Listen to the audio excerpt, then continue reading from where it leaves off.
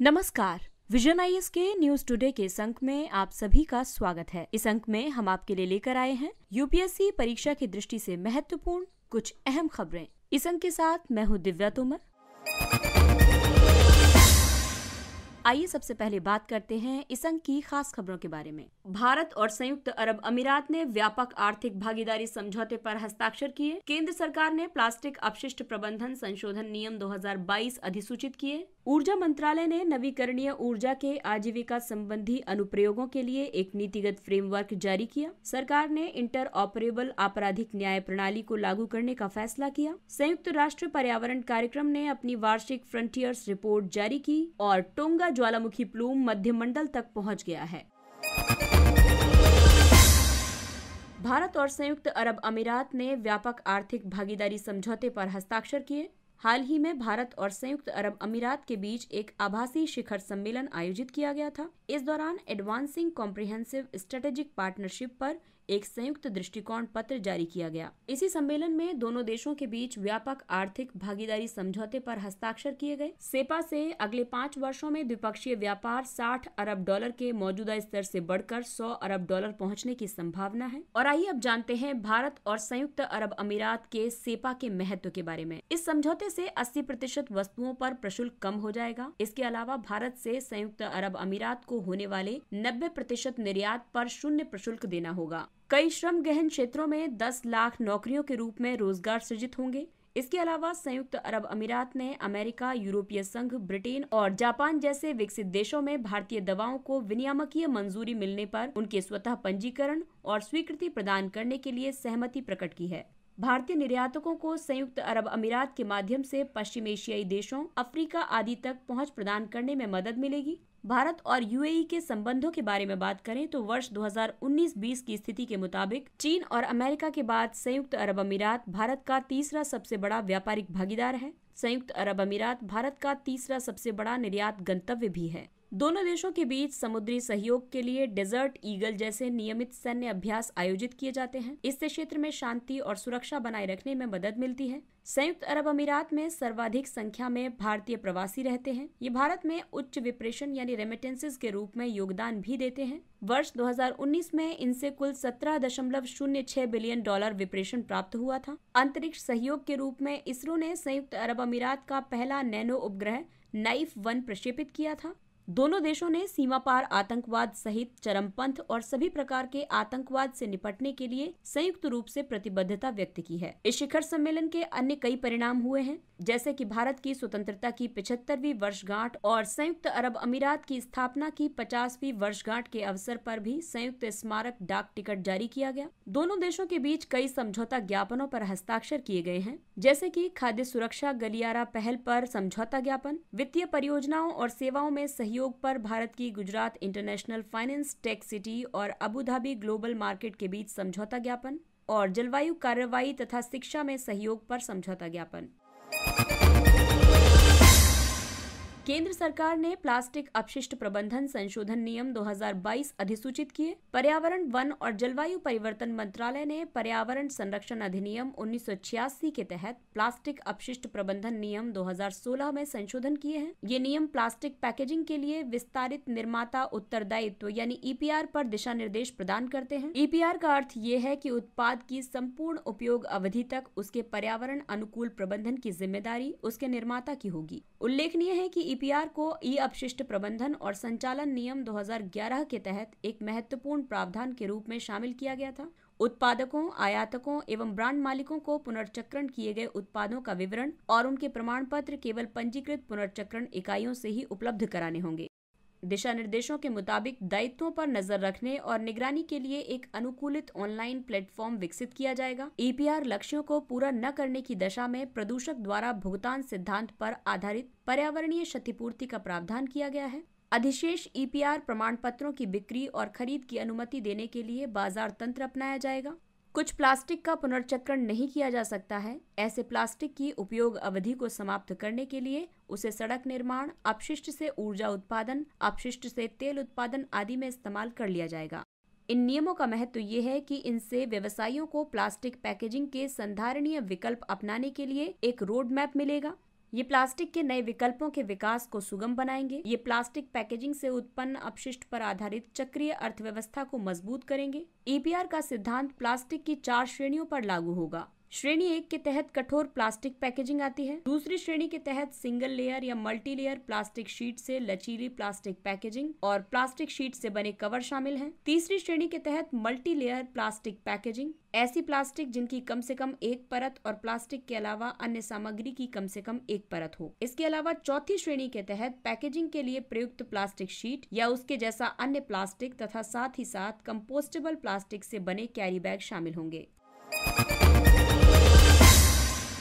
ऊर्जा मंत्रालय ने नवीकरणीय ऊर्जा के आजीविका संबंधी अनुप्रयोगों के लिए एक नीतिगत फ्रेमवर्क जारी किया है। इस प्रारूप का उद्देश्य एक सक्षम तंत्र का विकास करना है। ये तंत्र भारत में विकेंद्रीकृत नवीकरणीय ऊर्जा के आजीविका संबंधी अनुप्रयोगों को बड़े पैमाने पर अपनाने में मदद करेगा। DRE एक ऐसी प्रणाली है जो स्थानीय तरीके से बिजली पैदा करने, भंडारित करने और वितरित करने के लिए अक्षय ऊर्जा का उपयोग करती है। उदाहरण के लिए रूफटॉप सोलर पैनल, माइक्रो या मिनी ग्रिड। भारत में अक्षय ऊर्जा की 90 गीगावाट स्थापित क्षमता में से केवल 5% हिस्सा DRE का है। नीतिगत रूपरेखा फ्रेमवर्क के प्रमुख उद्देश्य हैं बाजार उन्मुख तंत्र को सक्षम बनाना, वित्त तक आसान पहुंच प्रदान करके विकेंद्रीकृत अक्षय ऊर्जा के अपनाए जाने की दर में वृद्धि करना, नवाचार और अनुसंधान एवं विकास के माध्यम से DRE आधारित आजीविका के प्रभावी अनुप्रयोगों का विकास करना, उच्च गुणवत्ता वाले उत्पादों के विकास और प्रबंधन को प्रोत्साहित करना, मुख्य ग्रिड के साथ साथ हाइब्रिड मोड में संचालित मिनी या माइक्रो ग्रिड द्वारा संचालित अनुप्रयोगों का उपयोग करना, उच्च क्षमता वाले आजीविका उत्पादों के लिए ऊर्जा कुशल मानकों की स्थापना करना। और आइए अब आपको बताते हैं कि DRE आधारित आजीविका की जरूरत क्यों है। ग्रामीण क्षेत्रों में डीजल पर निर्भरता को कम करने और अंततः इस निर्भरता को समाप्त करना जरूरी है। इसके अलावा ये ग्रिड आपूर्ति का पूरक विकल्प है। ये सोलर ड्रायर, सौर या बायोमास संचालित शीतगृहों आदि जैसे अनुप्रयोगों की आर्थिक व्यवहार्यता को बढ़ाता है। हालांकि DRE के समक्ष कई चुनौतियां मौजूद हैं, जैसे कि उचित वित्तीय विकल्पों का अभाव है, उपभोक्ताओं में जागरूकता की कमी है, उपभोक्ताओं में सामर्थ्य की कमी है और गुणवत्तापूर्ण उत्पादों या मानकों का अभाव है। आपको बता दें कि डिसेंट्रलाइज्ड रिन्यूएबल एनर्जी संबंधी कई पहले हैं, जैसे PM कुसुम योजना, रूफटॉप सोलर योजना, सौर चरखा मिशन आदि। अगली खबर न्यायपालिका क्षेत्र से है। सरकार ने इंटर ऑपरेबल आपराधिक न्याय प्रणाली को लागू करने का फैसला किया है। इंटर ऑपरेबल यानी अंतर संचालन योग्य आपराधिक न्याय प्रणाली परियोजना केंद्रीय क्षेत्र की योजना है। गृह मंत्रालय ने इस परियोजना के दूसरे चरण को लागू करने की मंजूरी दी है। ये चरण वर्ष 2022-23 से वर्ष 2025-26 तक की अवधि के लिए लागू रहेगा। ये परियोजना उच्चतम न्यायालय की ई-समिति की पहल है। ये आपराधिक न्याय प्रणाली के अलग अलग तंत्रों के बीच डेटा और सूचना के निर्बाध अंतरण को सक्षम करती है। ICJS परियोजना एक राष्ट्रीय मंच है। ये मंच देश में आपराधिक न्याय प्रदान करने के लिए प्रयुक्त सूचना प्रौद्योगिकी प्रणालियों के एकीकरण को सक्षम करता है। इस मंच का उपयोग 5 स्तंभों के माध्यम से देश में आपराधिक न्याय को लागू करने के लिए किया जाता है और वो 5 स्तंभ हैं। पुलिस, जिसमें कि अपराध और आपराधिक निगरानी एवं नेटवर्क प्रणाली शामिल है, ई-फॉरेंसिक, ई-न्यायालय, लोक अभियोजकों के लिए ई-अभियोजन और ई-जेल आदि। परियोजना के दूसरे चरण का ढांचा 1 डाटा 1 एंट्री के सिद्धांत पर बनाया गया है। इसके तहत एक कॉलम में केवल एक बार डेटा दर्ज किया जाता है, बाद में वो अन्य सभी कॉलमों में उपलब्ध होता है। इसमें प्रथम चरण के तहत व्यक्तिगत IT प्रणालियों को कार्यान्वित और स्थिर बनाया गया था। इसमें रिकॉर्ड्स की खोज को सक्षम किया गया था। आपको बता दें कि राष्ट्रीय अपराध रिकॉर्ड ब्यूरो यानी NCRB राष्ट्रीय सूचना विज्ञान केंद्र के सहयोग से परियोजना के कार्यान्वयन के लिए जिम्मेदार होगा। इसके लिए वो राज्यों और केंद्र शासित प्रदेशों का सहयोग भी लेगा। इस परियोजना का महत्व ये है कि ये न्याय वितरण प्रणाली को त्वरित और पारदर्शी बनाएगी। ये स्मार्ट पुलिसिंग को मजबूत करेगी। इसमें नागरिकों, जांच एजेंसियों और नीति निर्माताओं को सशक्त बनाना शामिल है। उच्चतम न्यायालय की ई-समिति की बात करें तो ई-समिति ई-न्यायालय परियोजना की देखरेख करने वाला शासी निकाय है। इसकी संकल्पना भारतीय न्यायपालिका में सूचना और संचार प्रौद्योगिकी के कार्यान्वयन के लिए राष्ट्रीय नीति एवं कार्य योजना 2005 के तहत की गई है। ई-न्यायालय ICT सक्षम न्यायालयों द्वारा देश की न्यायिक प्रणाली के रूपांतरण के लिए एक अखिल भारतीय परियोजना है। अगली खबर पर्यावरण क्षेत्र से। संयुक्त राष्ट्र पर्यावरण कार्यक्रम ने अपनी वार्षिक फ्रंटियर्स रिपोर्ट जारी की। नॉइज, ब्लिजेस एंड मिसमैचेस शीर्षक वाली ये रिपोर्ट पर्यावरणीय चिंता के उभरते मुद्दों को रेखांकित करती है। ये रिपोर्ट पर्यावरण प्रदूषण के प्रभावों की ओर भी ध्यान आकर्षित करती है। इस रिपोर्ट में रेखांकित की गई कई समस्याएं हैं। ध्वनि प्रदूषण, इससे मानव स्वास्थ्य पर कई हानिकारक प्रभाव पड़ते हैं, जैसे कि झुंझलाहट, संज्ञानात्मक दोष, नींद पर प्रभाव, सुनने में परेशानी, जीवन की गुणवत्ता, मानसिक स्वास्थ्य और कल्याण पर प्रतिकूल प्रभाव। इसके अलावा पशुओं पर भी इसका प्रभाव पड़ता है। ये उनकी ध्वनिक संचार क्षमता में हस्तक्षेप कर सकता है। इसका मतलब हुआ कि पशु जो ध्वनियों के माध्यम से एक दूसरे से कम्युनिकेट करते हैं, उसमें बाधा आती है। ये कई प्रजातियों के व्यवहार में परिवर्तन भी ला सकता है। इसके लिए इस रिपोर्ट में सुझाव दिया गया है कि शहरी परिवेश में वृक्षारोपण होना चाहिए। इसके अलावा साउंड स्केप योजना को अपनाया जाना चाहिए। साउंड स्केप योजना स्थान की प्रासंगिक विशेषताओं पर विचार करती है। इसमें कथित ध्वनिक मापदंड, भौतिक विशेषताएं, प्राकृतिक कारक, उद्देश्य, उपयोग और उपयोगकर्ता समुदाय शामिल हैं। राजमार्गों या रेल मार्गों के समीप ध्वनि अवरोधक लगाए जा सकते हैं। वनाग्नि, वनाग्नि से भारी मात्रा में वायुमंडलीय प्रदूषकों और ग्रीन हाउस गैसों का उत्सर्जन होता है। ये मृदा की अपरदन के प्रति संवेदनशीलता में वृद्धि करती है। इससे पादप प्रजातियों की संरचना में दीर्घकालिक परिवर्तन होता है। ये आग प्रेरित तूफान का कारण बनती है। इसके लिए रिपोर्ट में ये सुझाव दिया गया है कि सुभेद्य समूहों को शामिल करके निवारक दृष्टिकोण अपनाया जाना चाहिए। अग्नि प्रबंधन की स्थानीय तकनीकों के उपयोग को बढ़ावा देना चाहिए। लंबी अवधि के मौसम पूर्वानुमान और रिमोट सेंसिंग क्षमताओं पर ध्यान केंद्रित करना चाहिए। और तीसरी समस्या है फेनोलॉजी, यानी पौधों और जानवरों में मौसमी परिवर्तन का अध्ययन। इसके मुताबिक फसलों में फेनोलॉजिकल प्रतिक्रियाएं खाद्य उत्पादन को चुनौती देंगी। रिपोर्ट में कहा गया है कि फेनोलॉजी जलवायु स्मार्ट कृषि अनुकूलन को जटिल बनाती है। परस्पर क्रिया करने वाली प्रजातियों की फेनोलॉजी में गैर समन्वित परिवर्तन पूरे पारिस्थितिक तंत्र की कार्यप्रणाली को बाधित कर सकते हैं। और इससे निपटने के लिए रिपोर्ट में यह सुझाव दिया गया है कि पर्यावास गलियारों के माध्यम से पारिस्थितिक संपर्क में वृद्धि करनी चाहिए, आनुवंशिक विविधता को बढ़ावा देना और सफल अनुकूलन की संभावनाओं को बढ़ाना चाहिए। साथ ही ग्रीन हाउस गैस उत्सर्जन को कम करना चाहिए। टोंगा ज्वालामुखी प्लूम मध्यमंडल तक पहुंच गया है। टोंगा में हाल ही में ज्वालामुखी विस्फोट से उत्पन्न प्लूम मध्यमंडल तक पहुंच गया है। पृथ्वी के वायुमंडल की मध्यमंडल परत लगभग 50 से 85 किलोमीटर तक विस्तारित है। ज्वालामुखी की अत्यधिक ऊष्मा और समुद्र से आर्द्रता का एक विस्फोटक संयोजन बनता है। इसी संयोजन ने ज्वालामुखी प्लूम को इस तरह की आश्चर्यजनक ऊंचाई तक ले जाने में मदद की है। विशेषज्ञों के मुताबिक ये 3 दशकों में विश्व में कहीं भी दर्ज की गई ज्वालामुखी विस्फोट की सबसे बड़ी घटना है। ज्वालामुखी विस्फोट के कई प्रभाव होते हैं। ज्वालामुखी विस्फोट के दौरान राख या धूल या एरोसोल्स वायुमंडल में मुक्त होते हैं। ये सूर्य के प्रकाश को बाधित करके छाया बनाते हैं और अस्थायी शीतलन का कारण बनते हैं। ये विस्फोट बड़ी मात्रा में ग्रीन हाउस गैसों जैसे कि जलवाष्प और कार्बन डाइऑक्साइड को वायुमंडल में मुक्त करते हैं। इससे ग्लोबल वार्मिंग का प्रभाव बढ़ जाता है। इससे स्थानीय मौसम में एक महत्वपूर्ण परिवर्तन आ सकता है, जैसे तेज आंधी, तूफान। इस विस्फोट ने एक विनाशकारी सुनामी को सक्रिय किया है जो टोंगा से प्रवाहित हो सकता है। टोंगा ज्वालामुखी प्रशांत महासागर के रिंग ऑफ फायर क्षेत्र में स्थित है। ये द्वीपीय राष्ट्र टोंगा से मात्र 60 किलोमीटर की दूरी पर अवस्थित है। रिंग ऑफ फायर क्षेत्र में विवर्तनिक प्लेटें प्रविष्ठन क्षेत्र यानी सबडक्शन जोन बनाते हुए एक दूसरे की ओर बढ़ती है। इस सबडक्शन जोन के साथ चट्टानें पिघलकर मैग्मा बन जाती हैं और पृथ्वी की सतह पर आ जाती हैं। ये ज्वालामुखीय गतिविधि का कारण बनती है। टोंगा के संदर्भ में विवर्तनिक प्रक्रिया के बाद प्रशांत प्लेट इंडो ऑस्ट्रेलियाई प्लेट और टोंगा प्लेट के नीचे खिसक गई थी। और आइए अब बात करते हैं कुछ अन्य महत्वपूर्ण सुर्खियों की। नवोन्मेषी विकास के माध्यम से कृषि के लचीलेपन के लिए विभाजक क्षेत्र का कायाकल्प परियोजना यानी रिवॉर्ड परियोजना 115 मिलियन डॉलर की परियोजना है। इस परियोजना पर भारत सरकार, कर्नाटक और ओडिशा की राज्य सरकारों एवं विश्व बैंक ने हस्ताक्षर किए हैं। इस परियोजना की प्रस्तावित अवधि 6 वर्ष है। ये परियोजना जल संभर या जल विभाजक क्षेत्र प्रबंधन के बेहतर तौर तरीकों को अपनाने में मदद करेगी। साथ ही इससे जलवायु परिवर्तन के प्रति किसानों की सहनीयता को बढ़ाने में मदद मिलेगी और अधिक उत्पादन व बेहतर आय को भी बढ़ावा मिलेगा। जल विभाजक क्षेत्र प्रबंधन से मतलब है भूमि उपयोग प्रथाओं और जल प्रबंधन प्रथाओं को लागू करना। इसमें जल विभाजक क्षेत्र में जल और अन्य प्राकृतिक संसाधनों की गुणवत्ता का संरक्षण एवं सुधार करना शामिल है।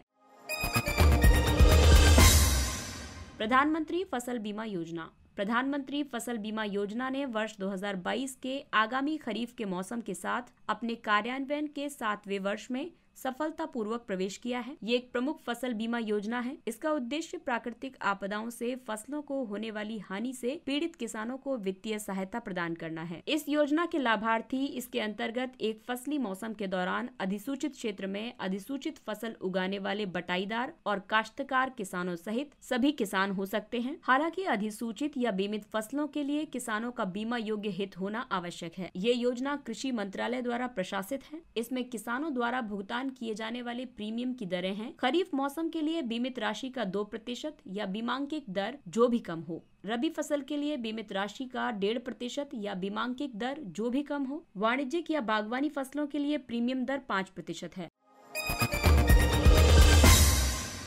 राष्ट्रीय उच्चतर शिक्षा अभियान रूसा। शिक्षा मंत्रालय ने राष्ट्रीय उच्चतर शिक्षा अभियान रूसा योजना को 31 मार्च 2026 तक जारी रखने को मंजूरी प्रदान की है। रूसा योजना वर्ष 2013 में शुरू की गई एक केंद्र प्रायोजित योजना है। ये योजना पात्र राज्य उच्चतर शिक्षण संस्थानों को रणनीतिक वित्त पोषण प्रदान करने पर केंद्रित है।